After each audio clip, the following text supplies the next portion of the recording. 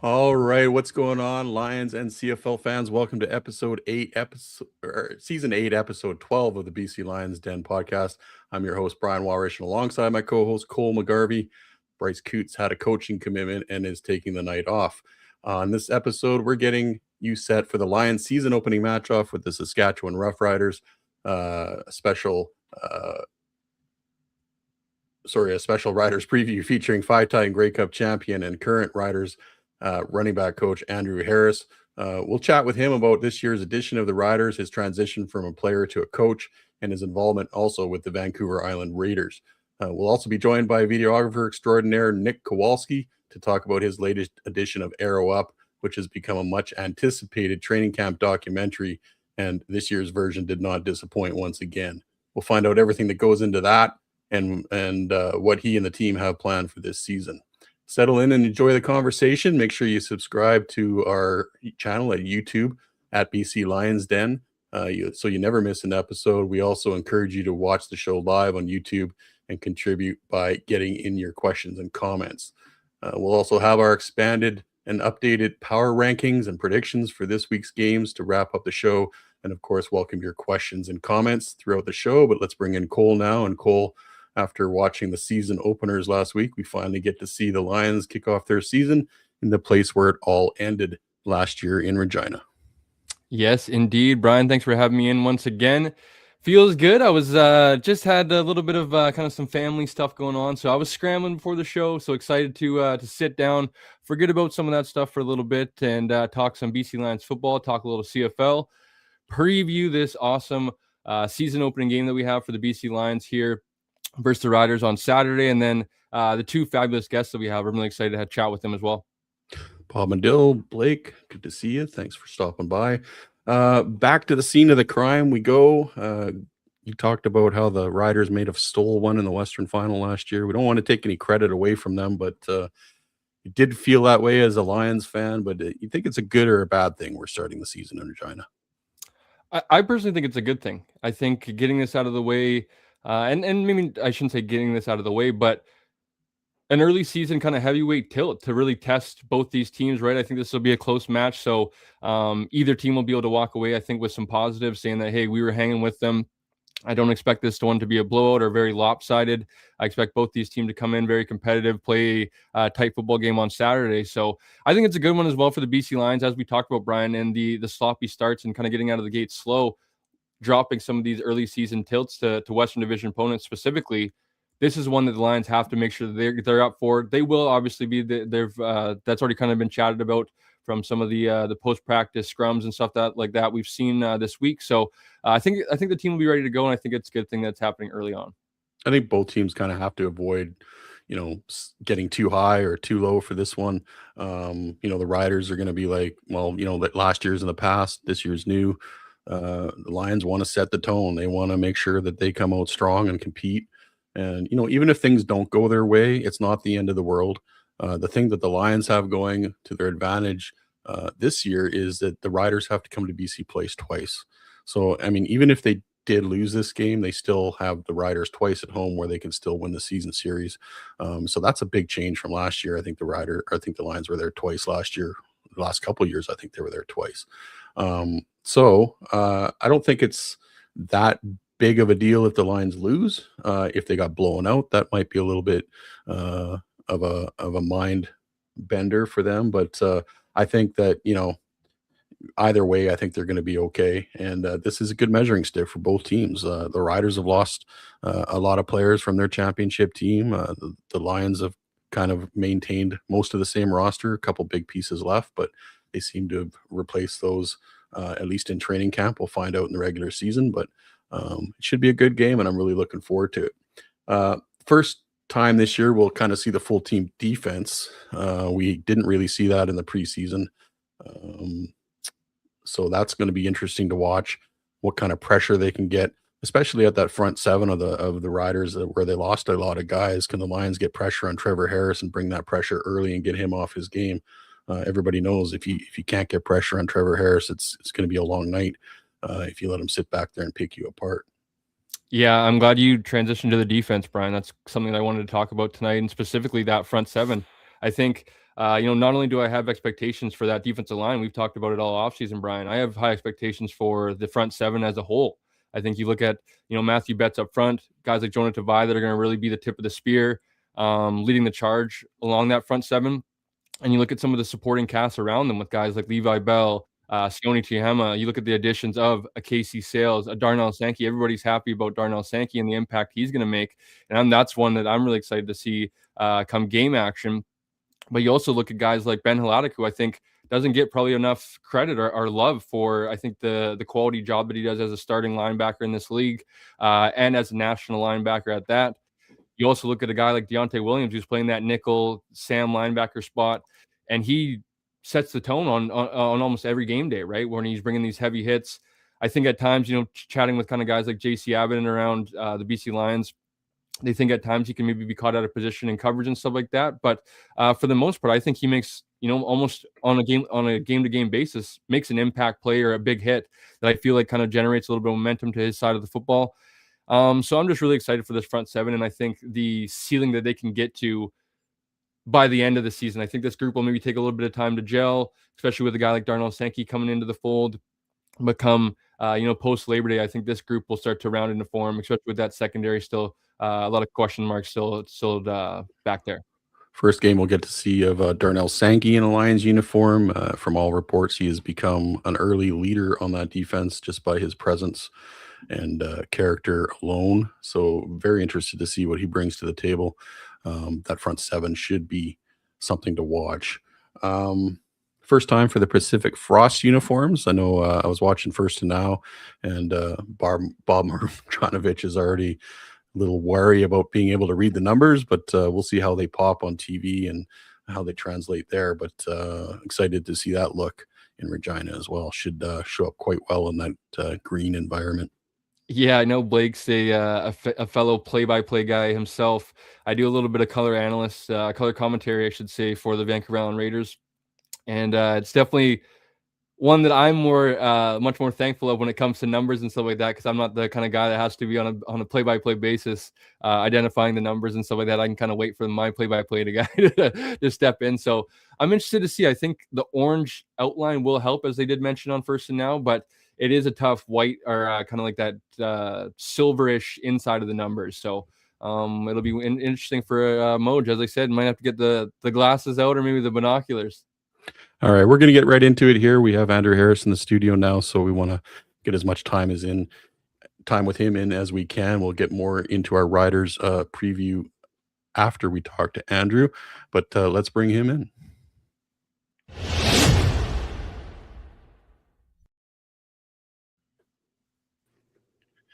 Andrew Harris, welcome to the show.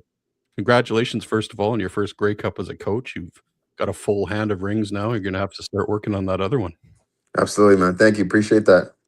We want to get into your football team in a little bit, but first of all, we want to talk to you about your transition from player to coach. How has that gone for you? How do you find that transition?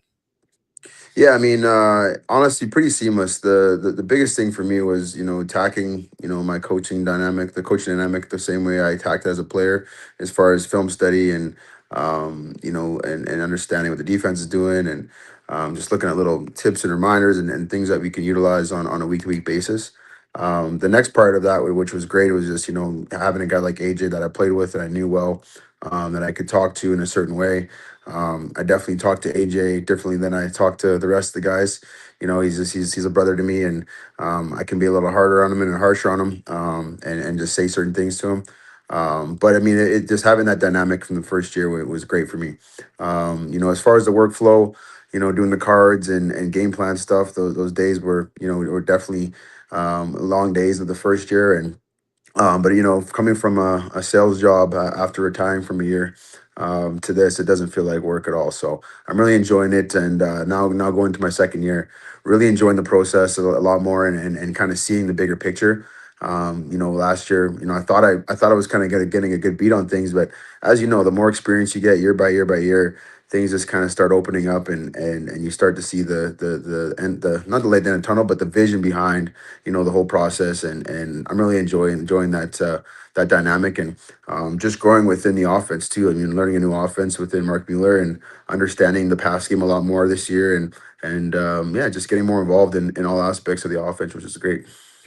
You've been around the game for a long time, high school, junior football, the CFL. You've had a lot of coaches.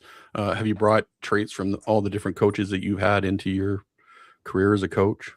Well, that's the one thing. Like, I had a lot of great OCs and coaches around me, but and even my running back coaches that I had weren't actually real running back guys. Like, I had Chuck McMahon, who was a special teams coordinator, and he wasn't really available during the game. I had Kelly Bates, who was an O lineman. I had Kevin Burgoyne, who was a receiver coach. Pete Costanza, who was a receiver coach, and then Ed Harrison, who was an O line guy as well. So. Those guys did teach me a lot about, the receiving game, the pass protection stuff, and understanding the run game. But I mean, a lot of the run dynamics and philosophies that I'm applying now are really based off of experience. Not really that's anything that's been taught to me. So the beauty in that is that I know it works because I've lived it, I've done it. And now just having the confidence to relay that, and then the communication and the way to portray it to the guys and use our skill sets to best utilize our philosophy. It's really all coming together, which is amazing. Andrew, thank you for coming on, buddy. It's good Thanks, to man. chat with you once again. I'm curious, as I know you're still a young coach going into your second year, so probably still kind of being where your feet are, not want to look too far down the road. But I'm curious if you could maybe let us kind of in a little bit to like maybe your end goal or kind of like some of your goals as a coach in terms of maybe continuing to climb the ladder, maybe possibly being, head coach one day, maybe possibly stepping into a front office role, and kind of your goals in that area. Yeah, I mean, when I got back into the game, I was kind of torn between, when I was coming out, I was talking to Toronto and a couple other teams about kind of a blended role, within doing some office stuff, scouting, and coaching. Ultimately, I landed with the coaching job, but yeah, I'm just working my butt off every year, trying to put my best foot forward and learn as much as possible.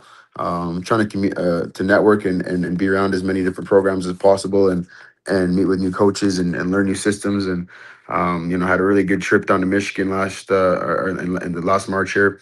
It just opened my eyes to what football is like in the States, and just the facilities and the resources these kids have is just unreal. So I wouldn't mind entertaining that at some point maybe, or obviously moving up the ranks in the CFL. So it's my second year. I'm just taking everything in stride right now. And I'm definitely looking to elevate, sooner than later, but I'm just focused on this year for sure, and we'll see where the chips may fall after the season. I'm curious, sorry, Brian, I don't want to cut you off there, but if you could talk about kind of Coach Mace and how he maybe can he is the ultimate, I feel like, alpha and commander of the team, but also empowers his coaches and is able to kind of delegate very nicely and not kind of have his hand on too much. And maybe just talk about Coach Mace and kind of his relationship with the coaching staff. Yeah, I mean, it's. I mean, obviously this is my first year coaching, but I don't think that a lot of coaching staffs are as tight as we are in Saskatchewan. I mean, the cool thing with Mace is that he either coached with a lot of these guys already or played with a lot of the guys in our room. So. In the coaching room, so for me, I always played against Mace, and then he was the DC in Toronto. But we always had a relationship kind of off the field, with him being from Vancouver. I was playing with the Lions, and so I've always been friends with him and been close to him in a certain way. And the way that he commands the team and his authority style and his coaching style, much so as if his the lets the locker room kind of handle things. But when he speaks up and he goes through his meetings, he brings a certain energy and a certain vibe that is contagious, and definitely one that everyone is bought into. So it's been an amazing journey, just seeing him grow from DC to head coach, and seeing him shift, and just taking pieces of the things that he does so great. But again, I think within the coaching staff and in the room, we're all a relatively young group, and all guys that have just finished playing over the last few years. So it's nice to have guys that aren't too far removed from the game, because we understand what these players are going through. We've seen it, we've done it, we've lived it, and we can all we can all kind of come together as a conglomerate to make sure that we're putting our best foot forward and putting these guys in good situations. And the biggest thing too is that, you know, a lot of times you have coaches that have been in the game for a while. There's a lot of ego that goes involved with that, but I really think there's a lot of synergy between, you know, ideas and working together and ironing things out, you know, in these meeting rooms when we're game planning and going through different situations. So it's been a great dynamic for sure. Yeah, I have a lot of respect for Corey Mace. I think one of the things that impresses me the most about him is how he just remains steady on the sidelines. It doesn't matter what happens during the game; his Yeah. face doesn't change a lot. He's just so calm, and I think that reflects. I think that translates back to his team as well. Like he's just Oh such a yeah. calm guy. We had a pick six against Winnipeg last year, and I was losing my mind on the sideline, and I'm yanking on his neck, and he's just walking back with me, and I'm like, okay, sorry, yeah. It's kind of like if you watch hockey and these assistant coaches get all excited, and the head coach just checks them. You know, that was kind of like his subtle way of saying, "Hey, man, relax. Act like you've been here before." You know, but again, I'm a high energy guy, and I get fired up, you know, pretty easily, and you know, for me. I have to still check myself and realize, hey, Andrew, you're not playing anymore, man. So be calm, cool, collective, and you know, just get back to the drawing board and go get some more points. Speaking of not playing anymore, I mean, you've come off a Grey Cup winning season 4 times as a player. You did it back to back with the Bombers. The Riders are now the hunted team in the Canadian Football League. Uh, Talk about how different it is coming off a championship as a player and how you keep that mentality of, you know, that's in the past and now we got to go forward. Yeah, I mean, there's little things we've done just within the locker room, and you know, there's always so much championship swag and different things around, and there's been zero champ talk, there's been zero championship swag, or you know, other than we got our Grey Cup rings last week. That's all that's really been talked about or even noticed about being champs. You know, it's a new season, new team. I mean, every year in the CFL, these teams change so much now. So you'd be really hard pressed to have the same team for, you know, multiple years or even a back to back year. So it's a new team, you know, some new pieces in place, and you know, even on defense, we got a new defensive coordinator. So things are going to look a lot different for us, and in a lot of ways, but there'll be some similarities in the same breath. But for us, you know, there's a lot of guys that have been here before and understand, you know, what that means and what it takes. But I mean, you look at a team like Toronto that wins the Grey Cup and then they're second last in the league the next year. So this league's competitive. There's great teams all across the board, and you really can't just go in and think, okay, we won last year, so it's going to be a cakewalk. Because every year, every team gets better and better. You know, and even looking at, you know, in the West, you know, and how teams are playing and how they restacked up. You know, it's going to be really competitive West as it always is. But I feel like this year it's going to be really tough. And but that's what you want. You want competitive games every week. You want those games to go down the last, you know, 50 or 47 or 57 minutes plus three. You know, you want those last 3 minutes to be competitive and nail biting. And, you know, those are the games that the league wants, and those are the games you want to be in, and those are the games you want to go out and win, because that builds character for us. And we're excited about that opportunity to get after it this weekend. Just as a follow up to that, as a player, after coming off a Grey Cup year, did you notice other teams were coming at you harder the next year, or is that just something that fans kind of think that happens? Yeah, I mean, I think, you know, my last 3 years in Winnipeg for sure. You know, there was a certain energy. We knew that anytime we played a team, we were going to get their best.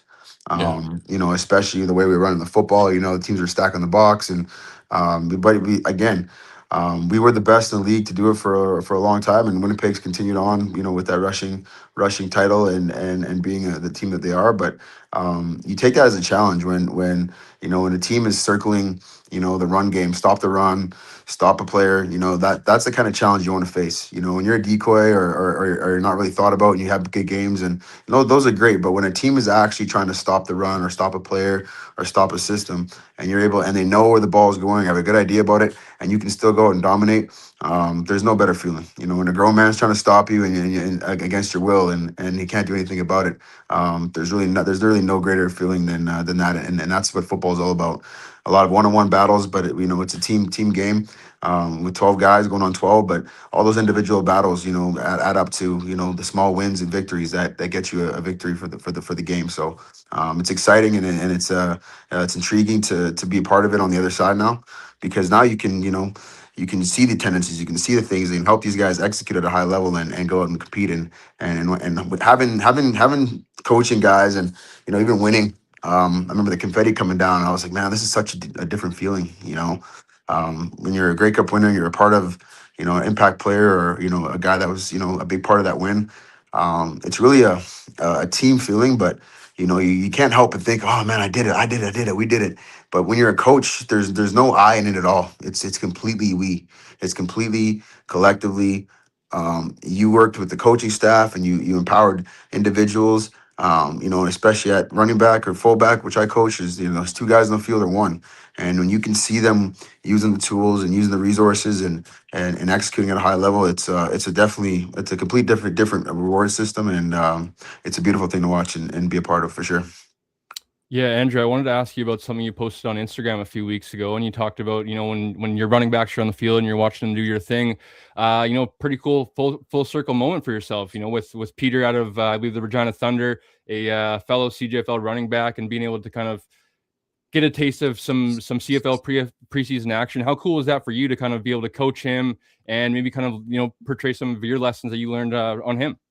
Yeah, honestly, I'm not gonna lie to you. I was a little bit torn about it because obviously, I'm the president of the VR Raiders, which is in the BCFC. So I didn't want to be sitting here and passing all these nuggets down and then having to play him in the national championship and him go off for 300 yards and be like, oh man, But no, but honestly, it was very cool to have two tailbacks kind of coming. We had Corbin Evans from the Hilltops as well, for a bit of camp there. But to have two guys, and now Peter's still practicing with us, it's an amazing full circle moment for me, just to be able to see, like, hey, this is where I was at, 20 years ago. It felt like, thinking back to 2007. I think my first training camp was um, in BC. So just a full circle moment where I was in those shoes, and I understand the nerves and the anxiety, and just trying to pick a playbook up, and luckily for these guys, they stayed at running back. Like, I got moved to safety, I got moved to receiver, so I had to learn two new positions. But just to be in the room with these guys and watch them pick things up. And Peter's been absolutely amazing. Like, he's a very smart football player, and he's got some definitely some great athletic tools. And I mean, he's part of our family now and our brotherhood. And even though he's a Regina Thunder, which will compete against us potentially in the CGFL, I'm going to do my best to give him everything I got to help him have the best season as possible, and do great things and do some damage in the CGFL this year. So I'm really excited to be working with him, throughout the year, and then even going to his games on the weekends, and just tapping in with him when he comes back, and watching some film with them, and just continue to coach and help build these guys, and just pass the torch down fully, which is a great moment, and again, total full circle moment for me, which is beautiful. When talking about full circle moments and kind of, what is it like now for you to, kind of be one of the pioneers of CJFL guys making it to the CFL? And you look at on Saturday, there's going to probably be 8, 9, 10 CJFL alumni guys on the field for both teams, right? With BC and Saskatchewan, and how that has kind of evolved and now opened up the door for a lot of younger guys. Yeah, I mean, I think across the CFL, I mean, BC has been doing it for a lot of years, and so is Saskatchewan. You look back to the Stu Fords, the Dan Clarks, all these guys that were Thunder guys that moved up and had great careers, and even before me, Paul or Sean White, Paul McCallum, the list goes on of guys that had done this. So I mean, for me, it's yeah. Obviously, I was part of that group, but there's more and more players that are getting these opportunities, as they should. I think junior gets a bad rap, and there has been some years where and times where it has been a lower caliber, but I think it's kind of bouncing back now, and just to be completely honest, man, like school is not for everyone. I mean, you look at all the four major sports in North America, hockey, basketball, baseball. You don't need to go to school to become a professional athlete. Football is the only one where it's really, really, really tough to make it unless you go to school. So junior is the only outlet, and now we're allowing Americans to be in the system, and I'm working with the league and the PA and the CGFL right now to hopefully grant some of these CGFL guys who are American, if they play a certain amount of years, national status, because we are losing a lot of Canadians. But I think the league is getting stronger and stronger. We're seeing a lot of guys come from university back to CGFL, or just they played their 2 years and they're not playing. They want to play, and they're getting great opportunities and getting opportunities to be in camp. So when you see guys in CGF or CFL camps from the CGFL, and you realize that they don't look out of place, you just know that it's not that far off. So a lot of it just comes down to coaching and expanding their their vision and their mind to just doing and learning new things. And once they can kind of get to that point and be around the guys, like Peter Walls, they don't look out of place on our practice field, and they're fitting in greatly, and they're making plays for us. So it's great to see. Andrew, both the Lions and the Riders had a opening week bye, and the Riders had almost 3 weeks off thanks to finishing their preseason early. What kind of challenges does that bring for both teams heading into week two, and how much do you rely on game from last year in preparation for this game? Yeah, I think it's tough. I mean, there's no matter how you slice it, it's not going to be perfect for anyone. But I just look at it as I think it's perfect, man. For us, it allowed me to go home and get my family out here and get organized. I look at for the players, it gets them a week to get organized, get in their houses, do their thing, and then gives them a couple days to just hang out with each other and bond. So if I look at it from that aspect, I think it's great. Obviously, you want to be on the field and competing and playing football, but it also allows us a chance to get healthier, right? So a lot of guys get nicked up throughout camp, and if they're smart about how they attack the week, hopefully they recovered well and they're still building and continue to work on their cardio and build strength. And so again, no matter how you slice it, gives us an extra week to prepare. But BC's in the same boat. Obviously, a bit different dynamic because of their preseason structure. But for us, we're just excited to get back to it this week, and there'll be no excuses of bye week or whatever. We're going out to get a dub. Aju Oled is a very special player, and I don't think there's many running backs like him in the Canadian Football League, if any. He's pretty unique. You played with him in Toronto, and now you coach him in Regina. You talked about how you can treat him a little bit differently because of that relationship. But what traits does he possess that bring him to another level? Yeah, AJ's. I mean, when I first started with AJ, he just wanted to run everyone's face, run over everyone's face, and just he just wanted to bulldoze everyone. And he realized really quick that it's hard to sustain that for 18 games and have a long career like that. So one of the biggest things that I challenged AJ to do is just be a little more dynamic and play a little more loose and be a little more elusive. And he's fully taken that on now. And he still has that strength and ability to run through someone's face, and he still takes the shots when he wants, but just seeing that how he's kind of morphed his game, coming back from college or high school to college to first year as a pro. And last year, other than he had the one concussion at the beginning of the year, and then we sat him out just for just because we already clinched, but could have played 17 games this last year, and was healthy throughout the whole season pretty much. So that just tells me that he's taking the coaching and he's learning well. And but I mean, AJ's vision is unreal. He's got great balance. He's got great quickness, and a lot of people don't really gets overlooked, but he's a really good receiver out of the back too. So hopefully, trying to get him a little more involved in that aspect. But between the tackles, A gap to A gap, I don't think there's any other back in the league that I want running behind our line than AJ. So I'm really happy that he had a great offseason. I'm looking forward to him have a great year this year. Yeah, I'm curious, Andrew, when Brian mentioned the extra week of preparation, all that stuff. I'm sure you guys are very familiar with BC and the opponent that they are. What challenges do they kind of present when looking at the game on Saturday? Well, I mean, looking back at last year, I thought, and not to slouch anyone else or slow anyone else, but for us, we thought BC was going to be the toughest competitor out of the playoffs, and you look at the game in the West Final, it went right down the wire. So For us, they got a great defense. Their defensive line is outstanding. They got Sankey in there now, and I know he's going to bring a different dynamic to their defense at the linebacker spot. And they got some great DBs mixed in with some veteran guys and some young guys who are really coming on strong. Really love Jackson Finley's game, and then McKenna, the new linebacker you guys picked up. He looks like for lack of better words, brick shithouse in there. So we're excited to get after it. And again, I know that defense is always been tough with Benavides at the helm there, and we're looking forward to the challenge. But the big thing for us is obviously we got to try to keep that offense out the field and just sustain drives and just get points on every possession if we can. Brian, I don't know if do you have one last one, Brian, you want to sneak in? I'd like you to get into the VI Raiders if you don't mind. Andrew, so we just wanted to, if you don't mind, maybe just talk a little bit about what you got going on with the Vancouver Island Raiders. I know there's the big golf tournaments coming up, I think, soon, and then they'll kick off their season here, I think, July 18th. So just chat a little bit about it. Yeah, I mean, so took over as president a couple of years ago, and really just my mindset was just to help give these guys the same experience that I did, and the team was going in a direction that I just thought that we just getting more involved and really excited about the recruiting that the squad has done. Sean Nebraska's been doing a hell of a job recruiting and training with these guys, and he's definitely built a culture around this team that is one that we set out for originally for. We got a great coaching staff coming in. Chris Ashman's coming in from Regina here over to the island. He was a Thunder guy before as well. Just from meeting with him and just learning about his systems and helping him out a little bit with some ideas. But I'm just really excited about the coaching staff. I'm really excited about the players we got coming in. Dylan Marino from Cali, the kid can sling it, he can run. Really excited about our line and some of the pieces we picked up on offense.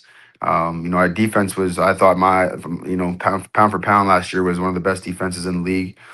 We just need to get a little bit more beef and a little more veterans, and I think we did that on the D line, and I think we did that on the O line. So for us, I'm really excited for this season. We got Okanagan week 1, defending champs, the BCFC champs, and they're always the powerhouse in the BCFC for the last few years. So we're really excited for that challenge and having them in our park. And we're playing the best right off the bat, so that's gonna be a good benchmark to see where we're at. And hopefully we come out with a win and shock the BCFC and the CGFL that the Raiders are back for real.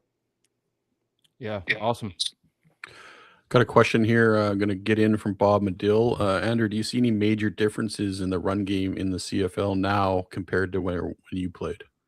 Yeah, I think not so much now compared to when I played. I think it's just more of systems based off of each team, right? So every team kind of runs things a little bit differently. But I mean, zone is zone, gap is gap. You got your pin and pull that's been around. All those plays that have been around. You're kind of seeing the zone game being used a little bit more now. I think just especially with the quarterbacks. You got a guy like Rourke or Vernon Adams, and you guys that can move around a little bit more. So I mean that's always been in the game, but I just think it's kind of changed a little bit more, moving the pocket a bit more. But for us, a lot of the same philosophies and mindset is very consistent to what we had in Winnipeg, we had in Toronto, and in BC. It's just different terminology, different names for things, and but there's a million ways to skin a cat. So there's always different little tweaks you can do to things to make it look a little different and play out a little bit different for us. So, but yeah, at the end of the day, I mean, there's basically 3-4 different run styles or types of runs. It's just how you dress it up and how the different aiming points kind of make it look a little bit different within a football game. Just a comment here from Brian Myers. Mr. Harris, loved your game. Wish you'd come down to be a Seahawk. Yeah, me too, buddy. Me too. That ship has sailed. Did you ever have a chance to go to an NFL camp, or did you? Yeah, in 2012, I had the biggest team that would have fit perfectly was the Patriots. There was a couple other teams that were interested, but back then, the CFL window wasn't there. You had to get cut outright. So at that time, we had just had Jerome Messam, who had just released. We had Jamal Lee, who was kind of on the ways of being I don't know what the conversation was, but anyways, went and sat down with Wally, and You know, and this is one of the reasons why I was ticked off at Wally for so long. But you know, we're all good now. But he basically said, he's like, yeah, you're not ready, and you know, you're on your contract, and you can play it this year, and that you can go next year.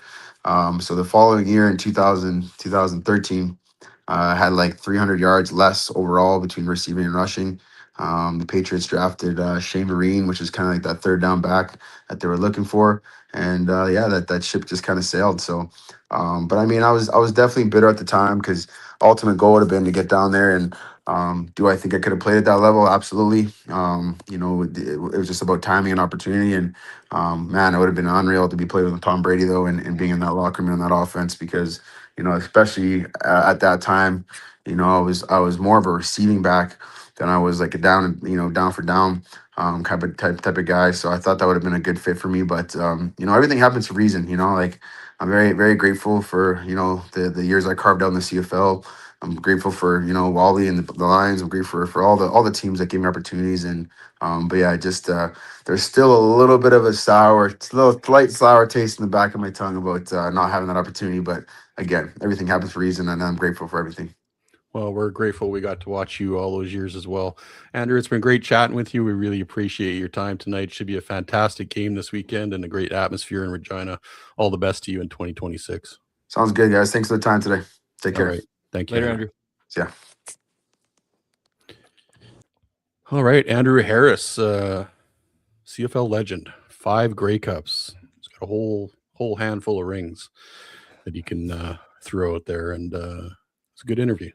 Yes, the GOAT. I know he likes to downplay it, but for me, for a young lad that grew up in Nanaimo, BC, I remember going to Caledonia Park when this young Andrew Harris guy was coming onto the scene, video game type numbers, and I'll never forget some of those afternoons of going to the park, watching Andrew Harris, following him to the CFL and kind of his opportunities there, and just always admiring him and kind of the guy that he is coming back now and putting all this time and effort into the team. It's been awesome. And one of those like kind of surreal pinch me moments, Brian, when like kind of I was able to like a little bit communicate with Andrew Harris and stuff, but like, wow, it's like pinch me kind of thing. Like this is a crazy thing, but Andrew is super nice, as you could tell, and just very down to earth, and is just another person just like you and I. Interesting story about Wally Bono there. I didn't know that. I knew there was a little bit of a rift there at some point, but I didn't know it was because Wally wouldn't let him go to the out of his contract to go to the NFL. So Yes. yeah, that's interesting to hear.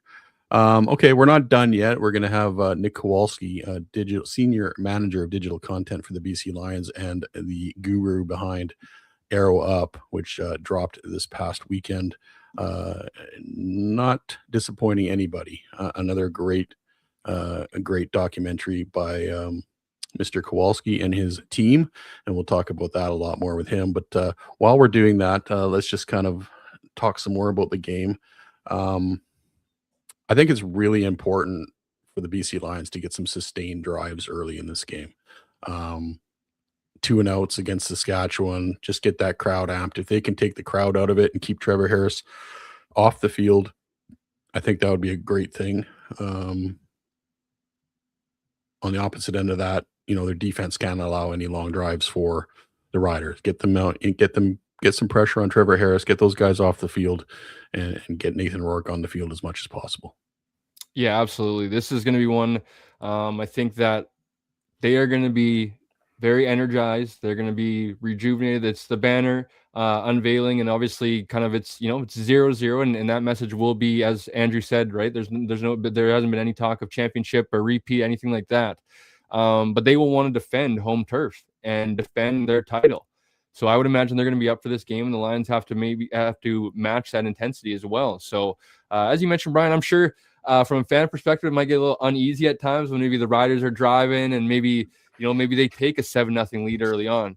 But I would expect the composure that Buck Pierce has with this team, them to respond, them to settle in, them to throw their punches back and kind of settle into this game. And it might take them a little bit, but I am very excited to see how this game starts, just with the kind of the banner and all that stuff with Saskatchewan. It's going to be intense. I just think, the Riders are going to be hyped. The Lions are going to be hyped for different reasons, right? And I think it's going to be really intense, as Bob Medill just commented. Yes, it is going to be very intense. I I get pretty worked up during games. My wife will attest to that. And there's no games I get worked up more for than Vince. the Riders. For some reason, I take it hard when we lose, and I'm ecstatic when we win. So this is going to be one of the highlight games of the year for me, for sure. Yeah, absolutely. What a way. I mean, I could think of one better way to open the season. It would have been in week 1 to play the Riders at home. But that being said, what a way to start the season, right? I mean, Mosaic Stadium, Saturday night. Everybody's going to be watching in the CFL community, so it should be a fun one, and I'm really excited to kind of just enjoy the game on Saturday for the first time. Yeah, we've got a couple injury reports that have come out, and we'll just go over some of the key guys. Garrett Peters was limited on Tuesday, but was a full participant today, apparently. So that's good news. It looks like he might go. Nate DeMontenac doesn't look like he's going to play. Still nursing that full sore shoulder, and hasn't practiced either Tuesday or Wednesday. Which, sorry, Brian, I don't know about you, but I think is the right decision, right? With a young player like that, Yeah. you have a guy like Bassant who's on the roster already. You have a guy like Senecal who's in front of him. There's no need to rush DeMontenac back, no matter how good he looked or promising he looked. Let's just make sure he gets to 100% so that we can see that potential come to fruition. Yeah, for sure. Deontay Williams didn't practice on Tuesday, but it looks like he was a full participant Wednesday. He has got an ankle issue, and it sounds like Andrew Pearson is also going to be out. He hasn't practiced with an apparent shoulder injury as well, so it looks like he might be out this week. And that could be a pretty significant one to pay attention to as well, Brian, right? That's jumbo package offensive lineman, or the extra offensive lineman package that the Lions do. I would say not quite a bit, but fairly often, especially actually in all short yardage situations, he's going to come onto the field, sometimes in 6 offensive lineman sets. So I would be curious to see who that extra offensive lineman is going to be. Maybe it's an Anai Una who slides into that role, or we will see. I know Alex Berwick in the preseason played that, but I don't know if he's going to be on the game day roster. So who will be that kind of reserve offensive lineman who will play that 6th offensive lineman role? Okay. We've got Nik Kowalski in the studio now, so let's get him in there.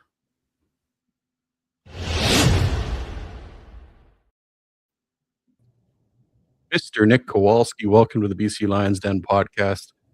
You are the video guru of the CFL. There's no question about it.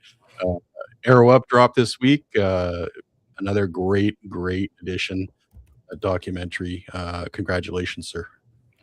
Thank you very much. Thanks for having me, guys. And I mean, tough act to follow. Andrew Harris as your first guest. That's a big get. So I think you're just as famous. I wouldn't go that far. Hey, the best thing about that documentary was the cameo by me and Cole on in there. We appreciate that. Yeah, got you guys branding and everything. My old friend Darren Bombing shouting us out. Could not do that. Awesome.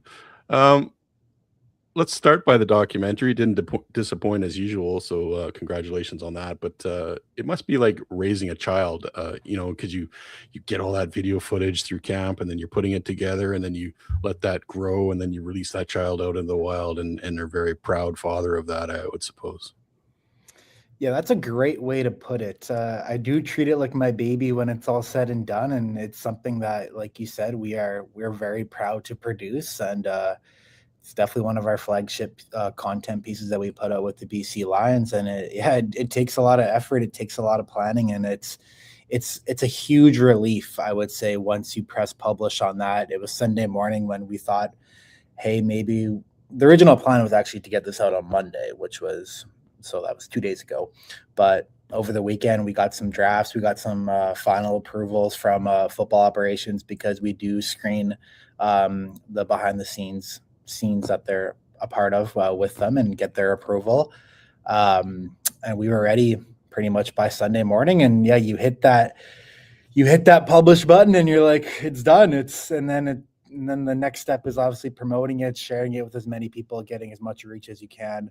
But yeah, it is definitely a relief once you set your baby free, to put it that way. For sure. So tell us a little bit about yourself. Like, how did you get involved in video? Did you go to school? Are you self-taught? How did you get involved with the Lions, and how has that role evolved for you? So I actually grew up wanting to be a sports reporter. And I'm from Winnipeg, Manitoba. I was, emphasis on was, your stereotypical Bomber fan, season tickets, all of that. I treat that as kind of a past life now, obviously being inside these walls since 2022. But I did go to college in Winnipeg, got a university degree in communications, and I did pursue that journalism route and majored in journalism. But I graduated right as COVID begun. So I kind of latched onto a marketing job, and I already had thoughts in my head that journalism maybe wasn't the profession I wanted to pursue as a professional career.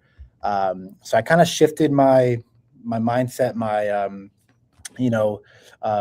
content style to more and more photography, videography. Learned a bit in college, but I pretty much elementary introductory stuff, I would say. And from there, kind of self-taught a bit. YouTube University is something I like to refer to. Definitely, looked up a lot of things to, start myself with this career, and learned along the way, right? Doing reps and all that. And eventually started freelancing for the University of Manitoba. In 2021, I found a good, way into CFL fields by, messaging the opposing team and being like, hey, I'm based in Winnipeg. If you need a guy to shoot photo, video, I'm your guy. The first game of that season, I don't know if you guys remember, it was Hamilton at Winnipeg. So the Hamilton Tiger Cats hired me on. Next week it was Toronto. Next week it was Calgary, and so on and so forth. And then, 2022 ultimately got a role with the BC Lions. My first week was the week that Michael Riley retired, so I always remember it for that. And Rick Campbell declaring that they're going to roll with Nathan Rourke, and everybody thinking Rick was crazy at the time. And obviously, we know what's happened since then. But even from 2022 until now, it's definitely been a lot of growth. I'd like to say you can see the growth in our work and my own in particular. But yeah, I'm super happy with how my career is, gone so far. And it's my 5th season now with the Lions, so time does definitely fly, but it's been a hell of a journey. I think every year looking back, there's been something crazy, right? 22 with Rourke, 23, the VA season, 24, Rourke comes back. And then last year, obviously, right, the Buck Pierce regime. So it's been quite a ride so far. And the exciting part is I really feel within these walls that, this regime with Buck Pierce is really just getting started. Awesome. Hey, Nick, thanks for coming on, buddy. I'm curious with last week and Arrow Up kind of being like the cherry on top of everything with the locker room, the jerseys, and all that sort of stuff. How exciting is that for you guys behind the scenes with all the excitement, anticipation, I'm sure, all the secrets of kind of knowing that the jerseys are coming out, the locker room, I'm sure, and kind of seeing all that stuff come to life? Oh, super exciting. I mean, it did feel like we were kind of delivering blow after blow last week. It obviously started with the locker room, and that was super exciting to capture. And we kind of knew that the players and really everybody around were really going to, be thrilled with the result of the locker room. I mean, you guys have seen it. A lot of people have seen it by now. It's really a night and day difference, and really, a professional locker room, right? It hits that standard that we have. And then the jersey comes out, and yeah, we kept that one under wraps pretty good. No leaks at all. So definitely proud of that too. We ended up filming that one on April 12th too. So a couple months in the making. One of the crazy takeaways actually from that locker room, or not the locker room, the jersey reveal, was that a lot of people thought it was green screened, right? People are like, oh, that's AI, that's green screen. And it's like, no, we actually went up to Grouse Mountain, and we got quite lucky, I would say, with the weather, because we were looking in advance and it called for rain at points. The mainland, it was nice and sunny and warming up, and we're like, oh boy, like we might get a slushy, a messy shoot here. But we got super lucky that it actually snowed and all that, and that went out pretty flawlessly. It was great seeing all the positive reaction to the jerseys. I think they're going to be a massive hit. Debuting them on Saturday, it's going to look super cool. Can guarantee that. And then, yeah, we were obviously the finish line in terms of content last week was getting Arrow Up out. And, it took a lot of work, and it was anything but a bye week last week. That's for sure. But definitely a super exciting week in BC Lions land. I just want to stick with the jerseys for a bit. Nobody had a clue that was coming. did you guys have to sign some kind of disclosure? Like, not a peep came out about that until you guys made your first cryptic tweet. Like, how did you guys keep that a secret for so long? Yeah, non-disclosure agreements are something that this organization uses. I think that's why you do not see the concert kickoffs in years past never have ever leaked, because those NDAs are something that actually do get deployed. And obviously the proof's in the pudding with the staff here do treat those very seriously, and there could be serious ramifications if you do break those NDAs. So yeah, those are a part of this organization. And but at the same time, I do think there's smaller things where the business operations don't require NDAs. These jerseys would fall under that, actually, where there is trust within our marketing department, our business department, that no one's going to leak news, right? And at the end of the day, there are ramifications whether you sign NDAs or not, right? But yeah, they can be deployed in certain aspects. The concert kickoff is one where they do treat that very seriously. Yeah, for sure. Have you guys done any research, like how these jerseys are going to look on TV? Because I know Moj is complaining about it already, that he's going to have a hard time seeing the numbers. All these play-by-play guys are great, another jersey we're not going to be able to read numbers on. Have you guys done any studies or film on these jerseys that suggest that they might pop? I can't speak for the rest of the organization on this, but I know the orange trim is something that will definitely make those numbers pop. The font, the name font on the back is in orange too. I think you've seen examples across the league where they could be a little more tough to read, but personally, I don't think it's going to be an issue. I was talking to Moj about it actually yesterday before we recorded our First and Now podcast, and he thought so too, that the orange trim could be the savior for him on Saturday, but he does a good job regardless. Nick, I was curious to ask you, with Arrow Up and it being so high quality that not only BC Lions fans want to consume it, it's a whole, I feel like, CFL deal now, and people are kind of waiting for it to come out, especially after you guys tease it. In terms of feedback, you guys were chatting about how cool or how good the feedback's been and stuff like that. Has there been anybody like that comes to mind in terms of like that's been like, wow, that's pretty cool? They either like reached out or maybe they reposted it, shared it. That's wow, that's super cool that they're appreciative of our work.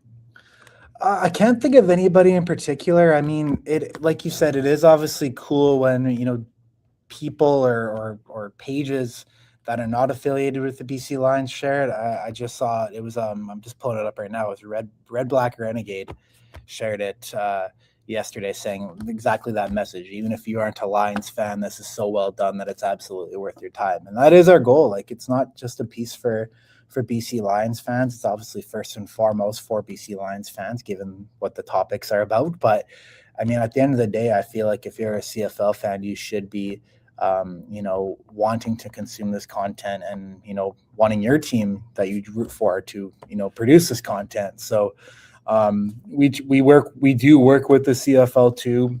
They've been really good, especially on the YouTube side. Scott Goodwin, their video guy over there, he's been really good with communicating and accepting our collaboration requests on the YouTube side of things. Our social team too is very quick with it. So in the years past when we've done Arrow Up, we've actually fed the CFL content. They've produced their own content just from cutting up the actual episode.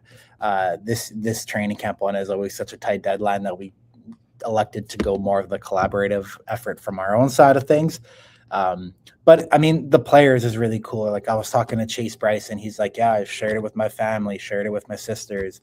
Colton Meekle's another guy, the junior football player who had his parents involved. I know was hearing that Colton's family and friends are involved. The same thing with Jacob Bond last year, who came out of the BC FC program last year too. So I always like when the players are happy with the content, because ultimately it takes a lot of trust and we have the final say in terms of the editing, right? So never want to do them wrong. And at the end of the day, we're just trying to show these people or show these players as human and as people, and then also dive into their football careers as well. Heather Foster wants to know, how do you decide which players to focus on at training camp? Great question. So I don't know if you guys have kind of picked up on it over the years, but we've kind of developed a nice template where you kind of have your first years, and I don't like to refer to them as rookies, because, for example, we were looking at doing potentially guys like Marquez Callaway or Peyton Barber, who are definitely not, they're rookies in the CFL, but these are veteran NFL players who've played several years in the NFL. So I like to call them first years, but we like to, highlight anywhere from 5 to 10, maybe upwards of a dozen first-year players. The timing actually works well with what we've done the past couple of years. Is we've had a BCIT intern, and getting them to research these players, pull imagery, so photos, video of these players, is a task that we've been putting them to the last couple of years. And so from there, we look at guys, see if they have any interesting stories, do some research on them, and then we take those and then once we decide who we're actually doing, there's a little bit of input from football operations. I wouldn't say too much input. Like you saw a guy like Jalen Darden obviously didn't make the team, so we still went ahead and featured him. We obviously did not know that Jalen was going to get cut at the time, or nobody knew that at the time. But we just kind of like to look at guys who have interesting stories on and off the football field. The first round draft pick or your first draft pick is obviously an easy person to aim for. And then, I like to, you've seen it the past couple of years, we've got veterans involved too, right? Nathan Rourke is obviously at the forefront of this as well. Keon Hatcher Sr. and Darnell Sankey were two veterans that we eyed as showcasing them as the leaders of their respective position and sides of the ball. But from there, there are players where we've done a good amount of research. We've done actually interviews with people before and not aired it. That's happened in the past 2 years, just for lack of a storyline, just throughout training camp. And obviously, we're not trying to make these, 90 minutes long. We don't really have the bandwidth to do that either. So, like I was saying off the top, we do have a template that I'd like to say that we follow now, and that contains highlighting anywhere from 5 to 8 first years, a couple of veterans, and then kind of all blending that together. And that's how you get your final product. I want to get this question in as well from Mark Go Lions. I love your cinematic recaps, Nick. How much great footage do we don't see since they are only released after Lions wins? And I've often thought about this myself. It would be kind of nice to see some of these behind the scenes stuff after a loss, to show the good and the bad, and not the bad, but the highs and the lows of a football team over the course of a season. Is there a reason why the Lions don't show these access things after losses? Or we have in the past, in terms of showing the locker room after a loss. I'd say that to answer that question, a lot of people are obviously negative after losses, regardless of the result or the type of loss. It's still a loss. So you go a little quieter on the content side, obviously, when you lose. I like to think of that the content that doesn't get seen it's usually banked content. That's kind of how I view it. So obviously, a really good example is this week we are headed to Saskatchewan.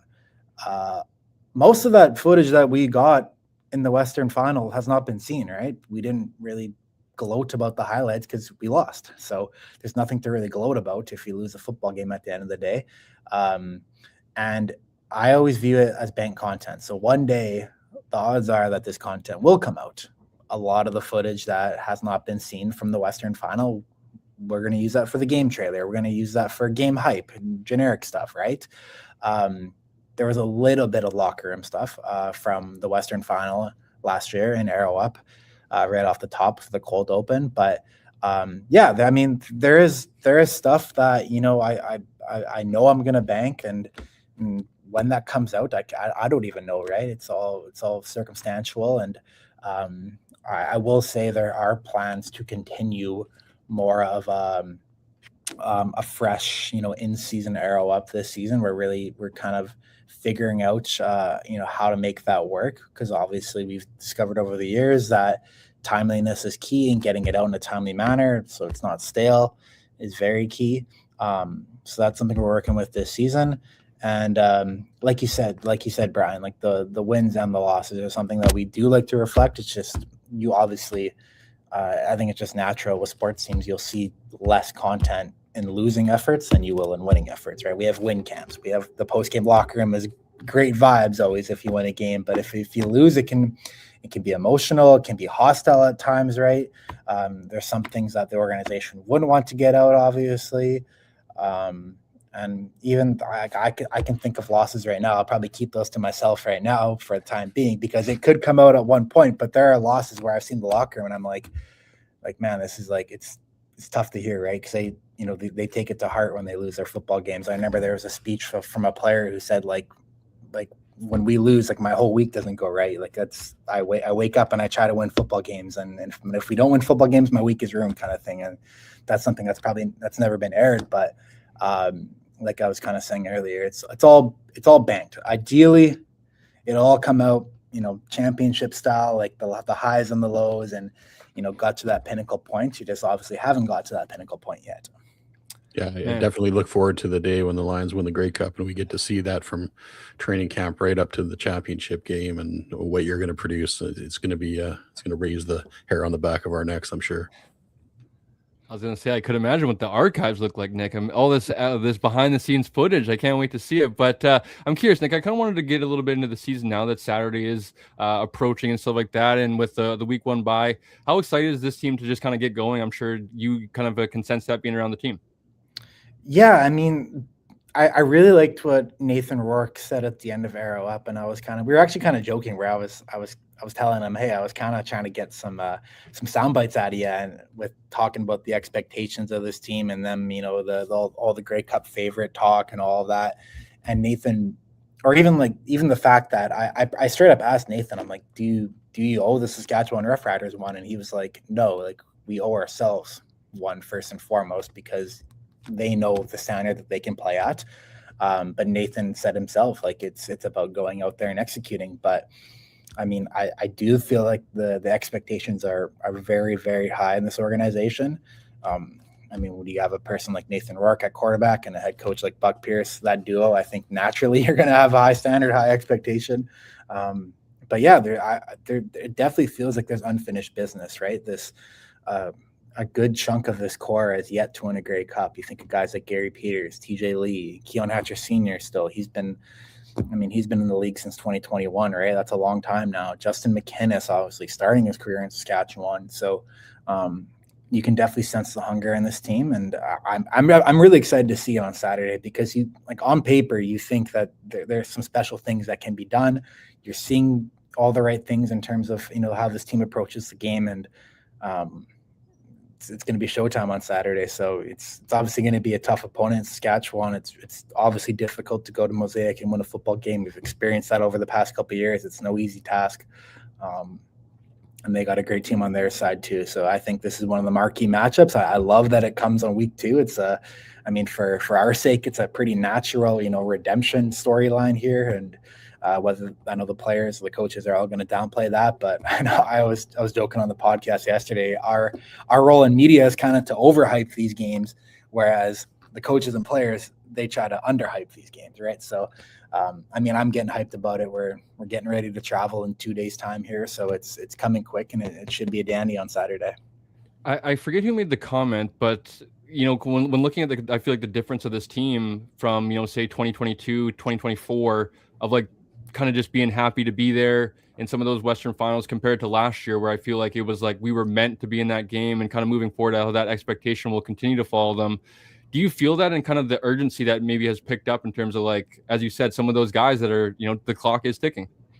Yeah, I mean, you could maybe call 2022 like almost that magic carpet ride, right? With Nathan Rourke, bursting onto the scene and obviously advancing to the West Final. But at the same time, I feel like those games are for the taking, right? I always look back at those 2 Western Final losses at Winnipeg, where the Bombers scored a special teams touchdown in each of those games, and they ended up being 1-possession games, right? So I really think that if this Lions team can play their A game, they can compete with anybody, and it's just a matter of playing your A game. But like you were saying, Cole, like now you're in year 4, year 5 of Nathan Rourke. Keon Hatcher has been here for just as long as well, if not longer. These guys have been to these big moments now. I've been with them on these big moments. You kind of learn to kind of contain your emotions on these big games too, because they definitely do feel different being there live in person. The playoff games I'm referring to, but yeah, I think that this group is. I hope it's an expectation to reach those points now, right? You think of teams like Winnipeg over the past couple of years where it's just kind of expected that they're going to be in the Grey Cup, right? That's just kind of how they've rolled over the last couple of years. The New England Patriots in the NFL, kind of same deal, right? Where it's like, okay, wake me up when January starts, because that's when the Patriots season would start with Tom Brady and Bill Belichick. So I know obviously the players and coaches don't have that mindset. Every game means a lot, and especially starting in June, like you have to, start hot, and that's something we didn't see with this Lions team last year. So I think it's all the more important that you get off on the right foot, and especially in your division, being on the road at Sask, it'd be massive to start the season 1-0. Bryce Coots, our co-host who couldn't make it tonight, he's coaching. He's got a coaching gig tonight. He wanted me to ask you, what's your favorite position group to mic up? To mic up, we haven't done too much mic'd up content. That was something I was talking about, how it was a new element to this Arrow Up, where we purchased new microphones that allowed us to actually, mic the players up in practice. And really funny story actually about this that I haven't told yet. So I think we did Darnell Sankey on a Monday. So Sunday night, I'm talking to our other videographer, Tyler McMaster, and I go, hey, like after dinner, let's go walk over to the facility, put these mics on the shoulder pads, make sure they work, make sure everything's good, so that when it comes to push comes to shove on Monday, we're not scrambling. So and that was step one before even asking Coach Buck or it was Darnell Sankey, so even asking Darnell if we can mic him up. So the players are off that day. We go there in the facility. The equipment guys are there. It's pretty much just us and the equipment guys, and we do them. We test out the mics. They all work all good. And then we're in the hallway, and Buck Pierce comes walking by himself, and we're like, perfect. So we pretty much say, hey, crazy timing. We're actually just testing out our new mics, because we're looking to mic people up, and I just wanted to make sure they work before asking you for your permission. And we asked Buck for his permission. He goes, yeah, all good. So then we're like, okay, we're gonna throw it on Darnell's shoulder pads here, and then we'll ask Darnell. If he says no, then we'll rip it off. So we put the mic on Darnell's pads, walk out of the locker room. I haven't seen a player yet today, right? The players are off. Darnell Sankey's walking by himself, and we're like, this is such weird timing. We literally just mic'd up your pads, and we wanted to make sure you're okay with being mic'd up. And he's like, sure. So that was good. That's kind of a long story that I thought about in training camp. That was just really weird coincidence. We literally saw the only two people that we needed to get confirmation on. But in terms of miking up, I think the receivers are always probably my answer. Like we've done it. We used to do it back in 2022, and that's when Alex Hollins was a rookie. Lucky Whitehead was obviously still here. I think there's some great content there. I thought the stuff with Keon, I had him. I was actually the videographer for the Keon Hatcher senior mic'd up session, so I could hear all of that happening in real time, and I thought it was really cool. The way he was speaking, to his fellow receivers, but also the young receivers, the young guys, the young DBs, right? I thought it was really fascinating, and I thought we got a lot out of that. So I guess my answer, long-winded answer, is the receivers. But yeah, that's that story in Kamloops. It was really. I hope I demonstrated how bizarre it was that the two people we needed to see were back to back, and that's the only two people we saw. It was pretty crazy. Yeah, I kind of thought you would say the receivers, and I thought you might mention Stanley Berryhill there, because he's quite the character when he gets around a microphone. All right, Cole, you got anything else? No, I'm pretty good. I honestly, actually, Nick, I did want to have one come to mind though. I know you're a guy that kind of gets hyped up stadium to stadium. Are you excited at all for Kelowna and the back-to-back games up there, and kind of maybe some of the stuff that maybe is coming to your imagination in terms of being able to shoot up there? Oh, of course. I think everybody's excited for Kelowna, and while I do like to kind of take things day by day right now, it's coming quick, and it's super exciting. I obviously experienced Touchdown Pacific back in 2024, and that was I think one of the coolest games I've been a part of in over 4 years here now. So it's going to be a really intimate, cool environment. Kelowna's obviously hyped for it. We're going to be out there for I think 8 nights, so a lot of time out in the Okanagan. But at the same time, it's obviously a work trip, right? There's 2 regular season football games. It's very important. It's going to be very important to maintain that home field advantage, right? So obviously, with the 2 Alberta teams coming in too, there's probably going to be a lot of Alberta traffic out there in Kelowna. But yeah, there's a lot of festival components to this too. Our game day operations team and events team and community team, they do a lot of great work and a lot of work at that too, in terms of making sure that this is really a festival and an event rather than not just 2 football games. And there's going to be something every single day in Kelowna, every single night. So we're going to have our hands full with capturing that. We're kind of comparing it to like a Grey Cup festival is how we're kind of approaching it in terms of what we have to capture, what's going to be happening. So there's like I said, there's going to be stuff every day, every night. And it's going to be really cool, right? The fans get up and close, playing on grass, obviously, so that's a bit of a different element. And I just, from what our owner Amara Doman and President Dwayne Fano have been saying, it's BC's team, and they made sure that they wanted to keep the home games in British Columbia, and I think it's all going to be for the best. Question about that. I'm going to be up there for the full week, so. Are Lions practices going to be open to the public? Do you know, or are they? That's probably a Matt Baker question. I Okay. I can't confirm that one. Okay. I still don't know the practice schedule. That's something that football operation handles, and we kind of, like I said, I kind of take it day by day. When Matt sends out his email saying, "Here's our practice schedule," that's literally how I find out too. So, yeah, I can't confirm or deny that one. All right. If they're closed, I'll have to hit Matt up for a media pass or something like that. Yeah, exactly. Yeah, you guys should come out and cover it. It'd be great. I think. Oh, we plan to. Yeah. The more media, the merrier, right? Everybody's welcome in terms of media, so it's great having all the coverage that we get, all the coverage that you guys do. I know I've been glued into your podcast since you revamped it too. So, yeah, it's awesome to see all the coverage out in BC right now. Appreciate it. All right, Nick, this has been fun, and I think all Lions fans, and I know even CFL fans, are big fans of your work, and I think you're a trendsetter when it comes to the CFL digital content platform. I know the Ticats are doing a similar thing to Arrow Up now, and I think they're dropping theirs in a day or so. So we can't wait to see what you create for us in the future, and I think you bring a real quality to this league, and it's much appreciated. So thanks for joining us tonight, and all the best this season.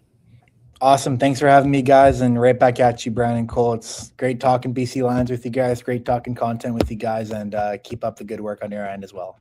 All right. Appreciate it. Take care. Thanks, Nick. All right. Nik Kowalski, senior manager of digital content for the BC Lions, a very talented individual. And like I say, he's been a trendsetter for the Canadian Football League. Teams were not doing what the Lions have been doing for the last few years until recently, and the Lions started it with Nick's work. So kudos to him, and how fortunate are BC Lions fans to have Nik Kowalski in the organization producing this content for Lions fans. Yep. Heather says best in the biz. He absolutely is. He said, how is he going to follow up Andrew Harris? I think it was one goat to another with one Nik Kowalski, man, because of the talented work that he does. So appreciative Nick coming on and chat with us for a little bit. For sure. Okay. Now we're going to have a bit of a technical issue here, because when I set up the show, I had all these nice graphics set up on different scenes, and apparently you need a video component to that. Like, our cameras need to be in there for you to hear us. So I'm going to try something right now, and we're going to switch to our stats for this week's game against the Riders. And then I'm going to try and quickly add our camera slots and see if we get sound. So bear with us, chat. Hopefully this is going to work. I've never tried this before, and this is still pretty new to me. So we're going to try it. Here we go.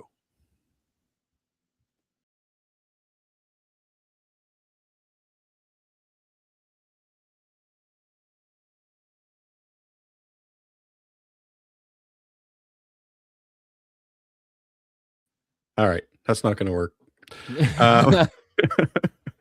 Okay. See, this is why we need a Nik Kowalski on our staff. He can make sure we don't screw up like this.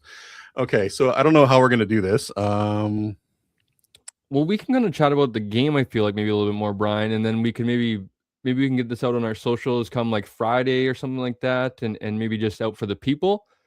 But you know what I'm going to do? You keep talking. Yeah. I'm going to try and set up a scene here and see if I can get this working. So for me personally, when it comes to like basically what Brian has here is like a matchup graphic, and it's kind of like the offensive totals and defensive totals for both teams from last season. So for me personally, what I'm kind of, we talked about a little bit earlier is the BC Lions new front seven, or I guess you could say maybe new pieces in the front seven versus the Saskatchewan Roughriders rushing attack. And I think one that was talked about at length last season with the Lions needing to shore up that area a little bit more. And I think it's going to be a really tough test to start the season with AJ Ouellette, that offensive line and that run game from the Riders. So one to keep an eye on. I know the Riders were up towards the top of the league, I believe, in rushing yards per game. And as Brian mentioned, with like a running back like AJ Ouellette, he's going to be a tough test for all 60 minutes for sure. Okay, keep going. 1 sec here. Oh, good, Brian. So with that, too, when kind of talking about the front seven versus the Riders rushing attack, I think for me, the biggest thing to kind of pay attention to is the waves of defensive linemen that the Lions are going to throw at them as well. As I've talked about at length on this platform with the BC Lions, they're going to throw 7-8 defensive linemen at them, and I think when that second group of defensive linemen goes, they need to be effective and productive as the first unit, and there can't be a drop off. So that'll be one for me to maintain and watch as well when it comes to that front seven battle versus the Riders rushing attack. All right, we got it. We got it on screen here. Good job, Brian. There we go. Okay. So, yeah, these are the 2025 final stats. Kudos to Bryce Coots, our co-host, who came up with these graphics for us tonight. That's probably, we could have used Bryce tonight as well. Yeah. Well, now I know that you have to have a camera feed in your scene to get this working. So, you can see here the Riders and Lions were pretty close in almost every category last year, and we know that Western final came down to the wire. But you'd see the Lions were actually ahead of the Riders in a lot of these categories. So, offensive passing yards, Even quite an rush advantage. Yeah, rushing yards as well, which is surprising a little bit with AJ Ouellette there. So you can see these teams are very evenly matched. This is at the end of last season, and I think they're going to be very evenly matched again on Saturday. So, it's going to be a hell of a game, man. I think this is going to be one of the games of the year to start the season. It's certainly the game of the week in the Canadian Football League. I think I forget about it. It's crazy to even say that I forget about it. But when looking at the offensive, kind of just going down the chart here, Brian, the offensive rushing yards, forgetting about like just the X factor that Nathan Rourke brings as well, rushing the ball, right? That's an extra, on average, let's say maybe some games it's going to be 50, 60, but on average, it's probably about, 15, 20 maybe throughout the season, where he's chipping in that extra 20 yards rushing. That is so greatly needed, right? And maybe this year it tends to be shift towards a guy like Xander Horvath, and you can kind of shift that workload over there. So I'm curious to see how the Lions are going to be able to build on that number. Obviously, with a guy like Buck Pierce calling your plays, he's very comfortable in I guess dialing up the run calls with a quarterback like Nathan Rourke, right? Going back to his time in Winnipeg, having a guy like Zach Collaros, but not being afraid to really lean on that run game with guys like Andrew Harris, Buck Pierce, Andrew Harris, Brady Oliveira. So I'm curious to see if the Lions, come season's end, if that number is a little bit higher or not. Yeah, one thing I'm looking forward to seeing that we haven't really touched on is the Lions rushing game. How much they use Xander Horvath versus James Butler and vice versa. In certain situations, I think, you want JB in there. He's a great blocker. Nathan trusts him in pass protection. In other situations, you want Horvath to run that ball right up the gut. And he proved he can do it last year. He didn't get a lot of opportunities to do that, but I think he's going to have a lot bigger role this year. So I'm really looking to see how the Lions handle that running game and if the offensive line can open up those holes. I do too, Brian. I think something that came out in First and Now yesterday was that Seven McGee is going to start in the starting lineup for the Lions this weekend. I do think that he will play a pretty significant role, but I do think that they will find ways to give him some rest, as he is probably likely to be our returner as well. in stuff like that, right? Where maybe we have 2 running backs on the field. We're going to have a 6 offensive lineman set. We're going to have Riley Pickett in a fullback package on the field. So I do think 7 will be on the field quite a bit, definitely over 50%. But what areas do they try to, give him some rest, as he is going to be our full-time returner likely? I would love to see a 2 running back set to keep the Riders guessing on who's going to get that ball and who they're going to have to stop. You don't see that very often in the Canadian Football League, but and really you've got 3 running backs on the field because Nathan can run the ball too. But like we've talked about in previous episodes, we don't really want Nathan Rourke having to run the ball that much. So, which I think pains us to say, Brian, because of how elite the guy is. Like how many guys are 70-yard rushing touchdowns like last year, right? And it's like he is such a threat, but I would like to see that come the West semifinal, or I should say the West final and the Grey Cup, where we break that out and unleash his legs. Bob Medill, I'm still nervous about short yardage, as we are all, I would think. Don't quite know how the Lions are going to handle that. It looks like it'll probably be Chase Bryce doing it to start. I don't think Caden Salter is quite ready for that duty yet. I could be wrong. Maybe they'll go with Nathan Rourke, but I think Chase Bryce is probably going to start as the short yardage guy. Yeah, I don't think it'll be Nathan Rourke initially. I think it'll be maybe similar to last year, where they give a guy an opportunity, whether it's Bryce, Salter. And just for me, how long is that leash? If, as we had last year with some of the mishaps, I believe that was the Winnipeg week 2 or week 3 last year, where we had 2 or 3 short yardage situations to start the game where we failed and turned the ball over on downs.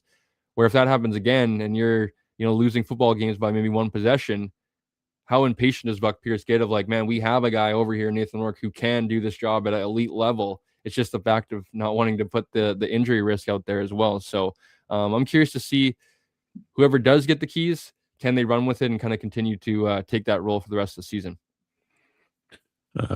Bryce coming in with, hi, everyone. Can't wait for the game this weekend. If you haven't followed Bryce's podcast or subscribed to it, he runs a Seahawks podcast in addition to being a co-host for us. So head over to YouTube and subscribe to that. If you're a Seahawks fan, it's very well done.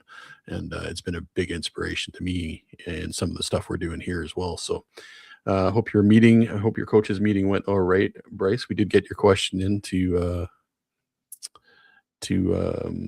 Andrew.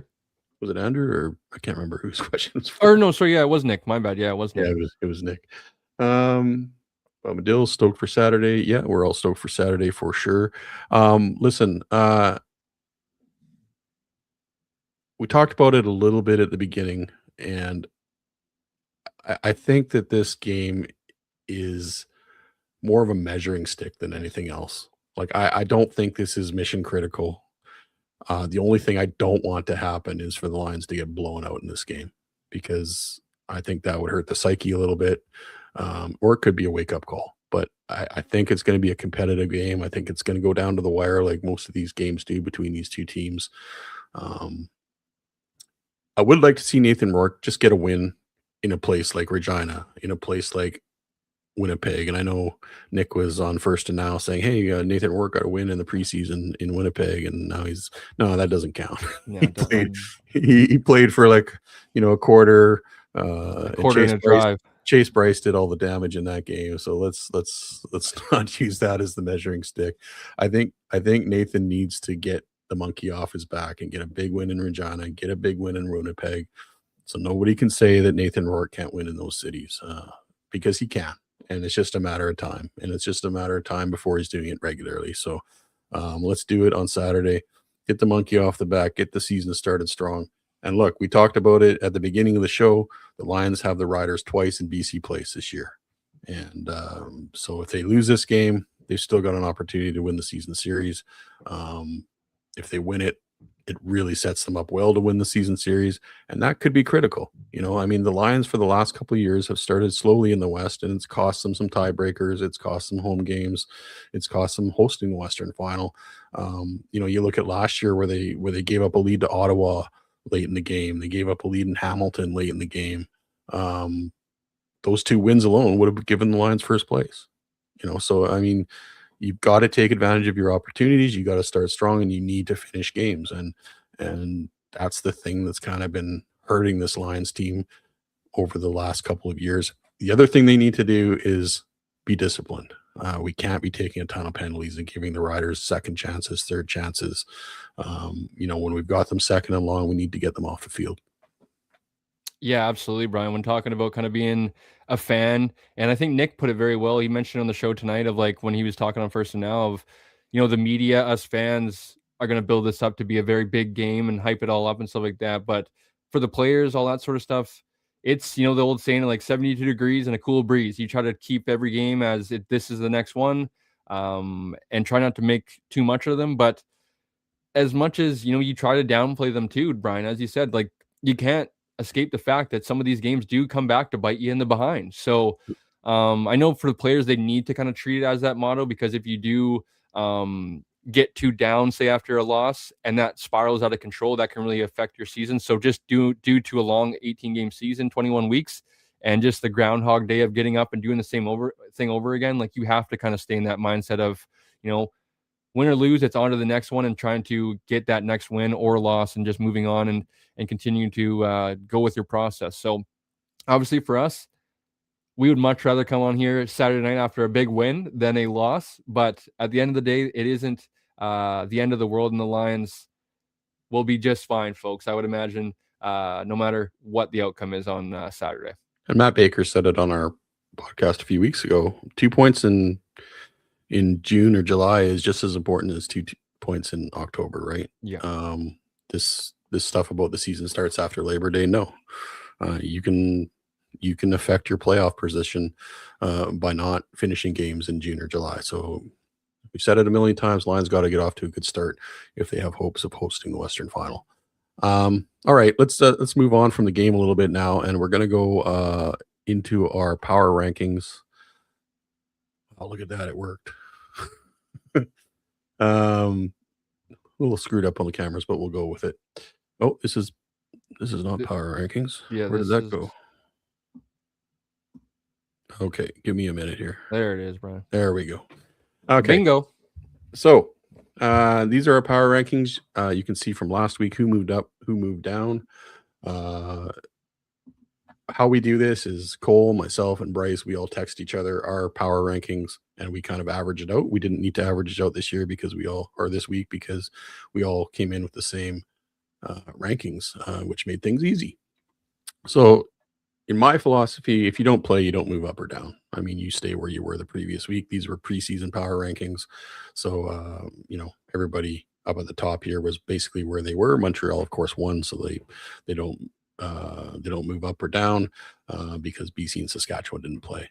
We got Winnipeg moving up a slot, Calgary dropping a slot. We bumped the Tiger Cats down a little bit. Edmonton and Ottawa basically where they slotted in last week because, Edmonton won, but I think at this point the Ottawa Red Blacks are a project. I think it's going to take them a little bit of time to gel, and no disrespect to the Elks. They went in there and did what they had to do in a tough environment in the rain. They got the win, but I think, when you look at the teams above them, there's still a lot of proving to do for the Elks to move up in that spot. And Hamilton played Montreal pretty tough, lost on the last play of the game. So this is why our rankings are like this. We still got Ottawa and Toronto pulling up the rear. Toronto will also get into action this weekend, so we'll see what happens next week.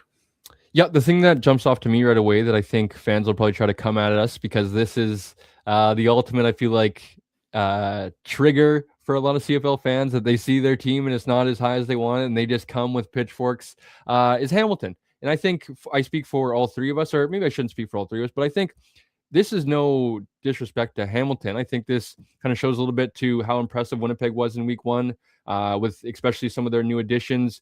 We saw Tim White make an impact, Jake Serezna with the sack trick. I thought Calgary, VAA ends up leading a game-winning drive with 1:05 to go. Obviously, too much time left. I hear that argument. Maybe they could have wound the clock a little bit down, but could you ask for much more? He delivers a game-winning drive with 1 minute to go. I know you didn't have flow. I know you didn't have some of the guys on defense, but that's kind of one where maybe you have to turn to the defense and expect them to get a stop in that situation. Now, obviously, you're looking at a offense that's as potent as Winnipeg's. So for me, Hamilton just kind of shifts down to the next spot because, they obviously did lose. Same to Calgary. I do think they still have some legitimate question marks on defense, as we saw them last year turn into basically an offensive powerhouse. And then their defense had a ton of issues going on, right? They still don't have Wint McManus, as we talked about with Bryce last week. If you're limping into the season, the likelihood of you getting back to 100% is it's possible, but it's just the staying healthy for the remainder of the season is the hardest part, right? Once you get back to healthy, you're feeling good. Just the nicks and the stuff that adds up throughout a season can kind of tend to wear on you, I feel like. So Wint McManus is a huge one for me to look at. I had high expectations on a guy like Ryan Baker, UBC product, Canadian linebacker who stepped into the middle linebacker spot last week. He had 1 tackle. For a middle linebacker, not good enough, right? And especially when you look at the drop-off on Wint McManus, how many games is Wint McManus going to have 1 tackle? That's it on the stat sheet. Probably not very many that the caliber player Wint McManus is. So I think Hamilton's got some question marks, but that doesn't say too much. For me, I don't think I'm too worried on Hamilton. I think they'll be around come season's end. But just when looking at the East, Montreal is just, I think, a complete team. They didn't play their A game and still were able to walk away with a victory. I thought Davis Alexander, that offense didn't look too crisp, I guess you could say, to start the season. I thought he was missing some throws. It looked like he was not the caliber of Davis Alexander that we're used to. And then obviously they do go, I believe Stevie Scott didn't play, and then Travis Tice started the game for them. I think Travis Tice got a little bit banged up for them. So they're kind of behind the 8 ball there. And then I guess I have to include Tyson Philpott, arguably making, one of the catches of the season. I know it's week 1, so there might be some other candidates, but wow, what a catch from him. Yeah. And BC Saskatchewan, as you said, Brian, didn't play, so it'll be interesting to see them too on Saturday.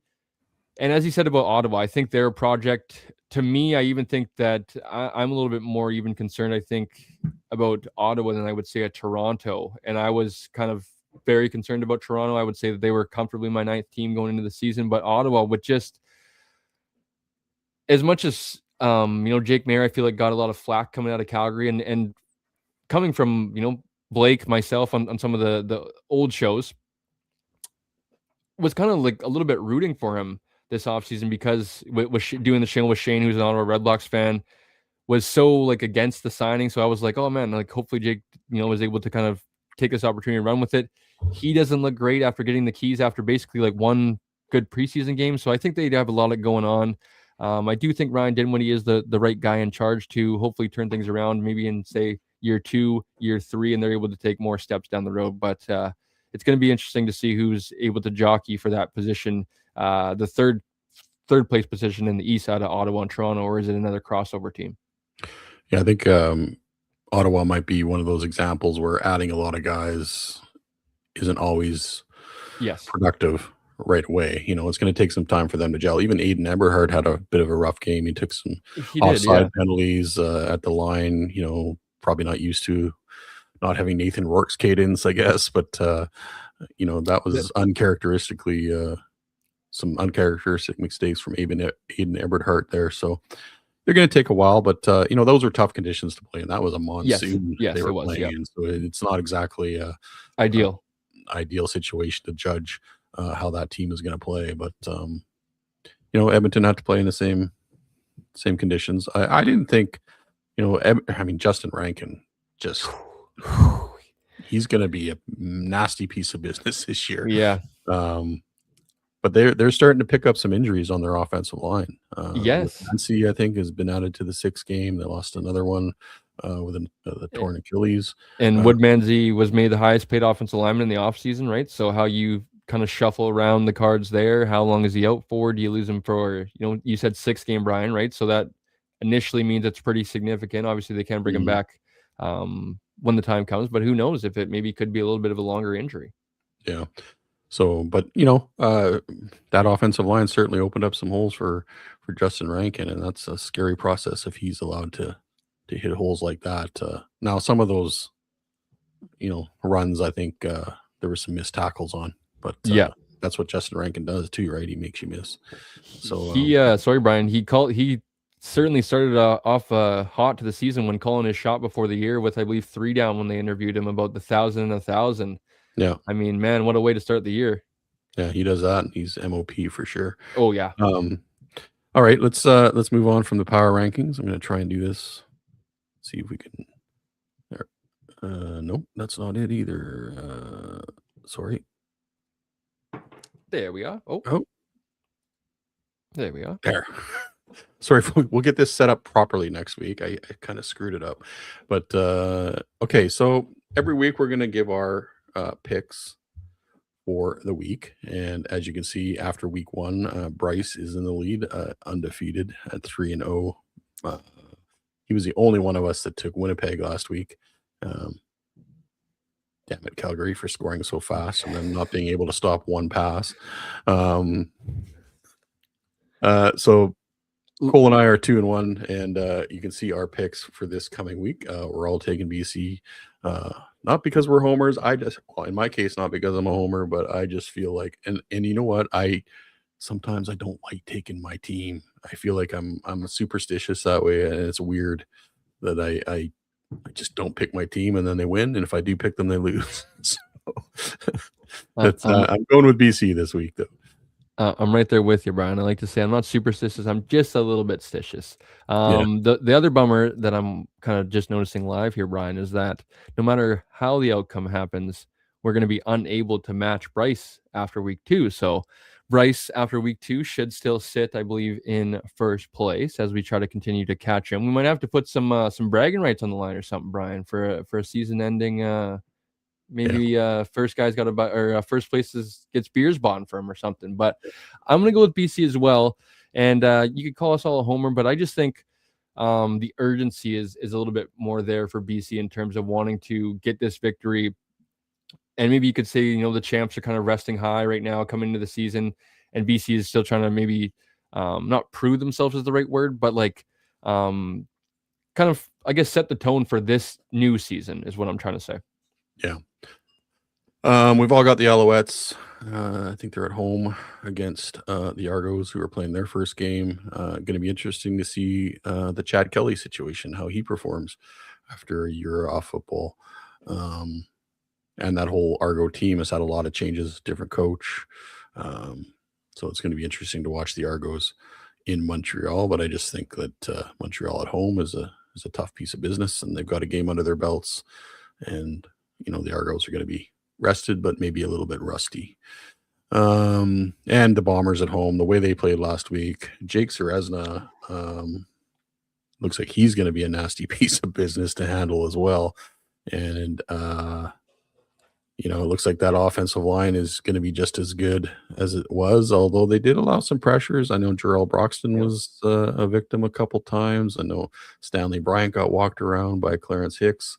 So you don't see that very often. The 40-year-old Stanley Bryant still has game, but it looks like they're going to just stick with what they do in Winnipeg, and it's going to be bully ball with Brady Oliveira and, protect Zach Collaros and let him find open receivers. And, it worked last week in Calgary.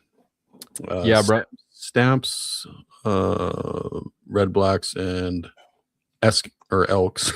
Yeah. It's always once per show. Stamps, Red Blacks, and Elks all have the bye this week. Again, a week with only 3 games, unfortunately. Yeah, last one, I believe, for a few weeks, right, Brian? I think we go back to full slate of games next week.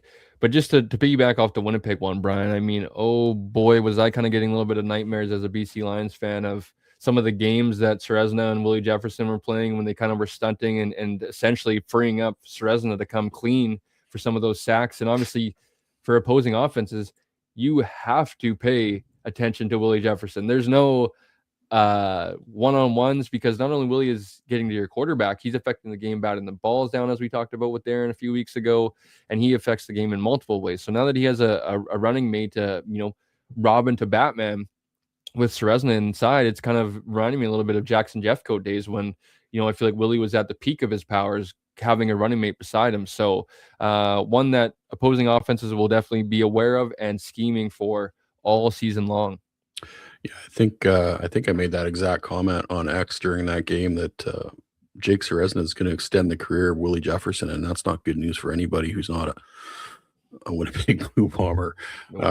If if Serezna's commanding double teams and stuff, Willie Jefferson can still get to the quarterback and he can still knock down a lot of balls. So, yeah, it looks like Winnipeg has made the adjustments that they need to, at least to start the season. And man, the West is just going to be a dogfight this year. And I think on First and Now they talked about how once again this year, and I think this is the third year in a row, the Lions go into Winnipeg on a short week after the Bombers have had a bye.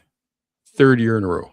Crazy. I How didn't how know does that. that work? Like, you would think the Lions would get that advantage at some point, but it is what it is. You got to win the games that are thrown in front of you. But I just found that as a very interesting stat. For the third year in a row, the Lions have to face that situation. And Yeah. the Bombers coming off a bye week are pretty much undefeated. So Yeah, I know Michael Shea's been pretty good during his tenure, right? Of, once you get that bye week, essentially an extra week of preparation, preparing your guys, obviously getting some rest for them as well during the bye week, keeping the extra hits off them. So that's definitely a bummer, one that I didn't realize, Brian. yeah. All right, we're coming up on, we're past an hour and a half, hour and 40 minutes. Our thanks to Andrew Harris for joining us tonight. And of course, Nik Kowalski. Thanks for everyone that joined the show and joined us live tonight, participated in the show. We are talking about doing a post-game show. I think it's going to be Saturday after the game because I've got some other commitments on Sunday. So after the game on Saturday, come and join us on YouTube and get your thoughts in on the Riders and Lions. So keep an announcement out for that. And of course, we'll be back next Wednesday with a recap of the Lions and Riders. Cole, any final words of wisdom before we wrap this one up? No, not too many, Brian. I'm just all the anticipation, all the excitement. I think back of when we first initially chatted about kind of partnering up for this podcast and free agency shows and all this stuff. We're finally, as you said, going to see the real team on the field and in live game action. So I'm just excited and excited for another slate of CFL football this week. Yeah, I cannot wait.